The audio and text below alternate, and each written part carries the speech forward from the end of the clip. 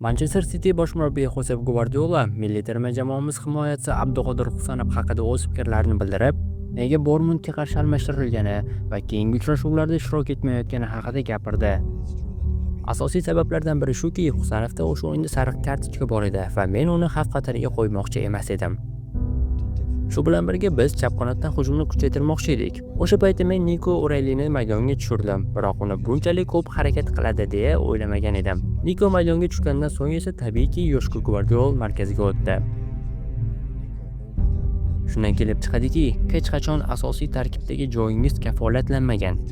Bundan tashqari, bu ertaga o'ynayman deb o'ylashingiz ham xato ekanligini anglatadi.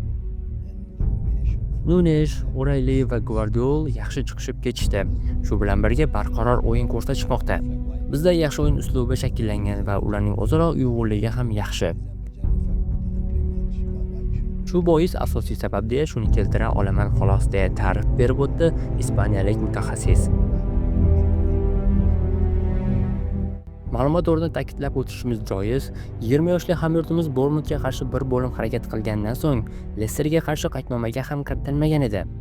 Shunday bo'lsa ham himoyachimiz undan keyingi 5 uchrashuvda zaxira o'rindig'ida qolib ketdi va afsuski Wolverhamptonga qarshi o'yinda ham qaydnomadan joy olmadi.